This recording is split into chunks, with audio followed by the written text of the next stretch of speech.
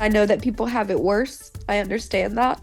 But when you live with something like this, it's not fun. It's not something that I would ever wish, not even on my worst enemy. Shelby Edge from North Carolina is battling a chronic condition that makes eating uncomfortable and almost impossible. My symptoms started when I was in 8th grade.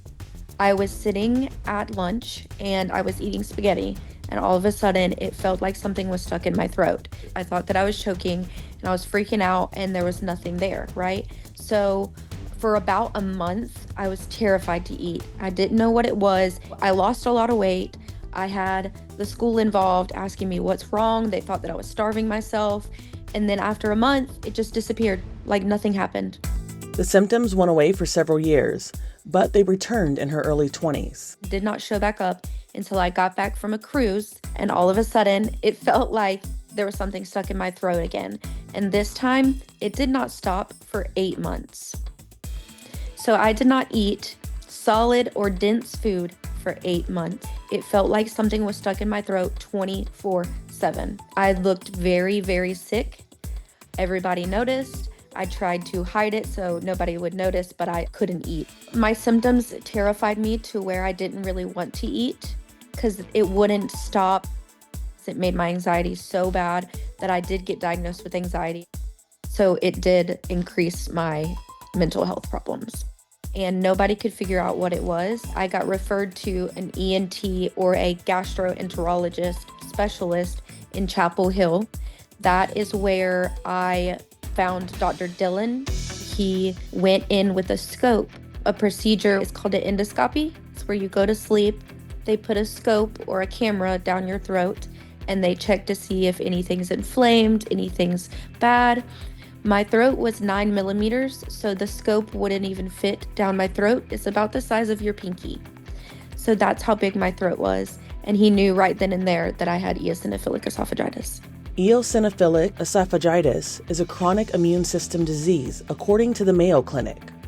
White blood cells, called eosinophils, build up in the lining of the esophagus. This buildup, a reaction to food or allergens, can inflame or injure the esophageal tissue. It's kind of like an allergic reaction. So your body basically attacks itself when you eat solid or dense food.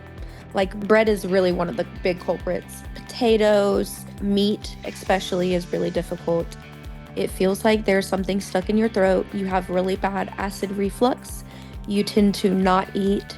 You can't keep food down. You can't get food down. You get food impacted, or when it gets stuck, it goes down really slowly if you drink something. But if it's bad enough, you will have to go to the ER and get the food not impacted anymore. They have to take it out. Before I found out, I was extremely depressed. I would sleep a lot because I wasn't getting the correct nutrition that I needed. And then when I found out, my emotions were all over the place, but it was mainly sadness because I got diagnosed with a disease that not many people know of, and there wasn't any cure for it. There was no medicine. There was nothing when I got diagnosed. Very much up in the air, kind of like, what's going to happen? What are we going to do about it? Am I even going to be able to eat for the rest of my life, or am I going to have to be on a feeding tube? Because they did tell me that they were close to putting me on a feeding tube because I did not eat for so long. Shelby's symptoms were so extreme that she joined a few case studies. I was pretty much like a guinea pig. They were trying everything that they could to get me relief. One of them was for an injection that I would go and get, but they were not allowed to tell me what it was. About a month or two after, that's when they decided that that was what it was, and then they were going to get it FDA approved. Even with case studies, symptoms weren't completely alleviated, and her anxiety around food increased. It's really hard sometimes because people don't understand and they don't know what it's like. So when you try to explain to somebody, hey, I am terrified to eat. I don't want to eat around people. I don't want to go out. And when you have anxiety around eating, if you think about it, most people eat at least 3 times a day. So if you think about it, you have anxiety the entire day, 24/7, 365 days a year. It gets to a point where if you really think about it, The world revolves around food. Humans revolve around food. Like you go to birthday parties and you have cake. You go to football parties and you have wings. Every event or every big life moment has food in it. And when you take that away from somebody, it's absolutely devastating.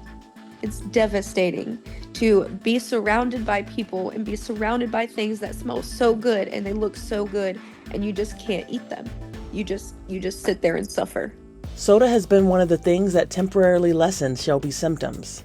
I asked the doctor one day, I said, how come I feel more comfortable eating with a soda?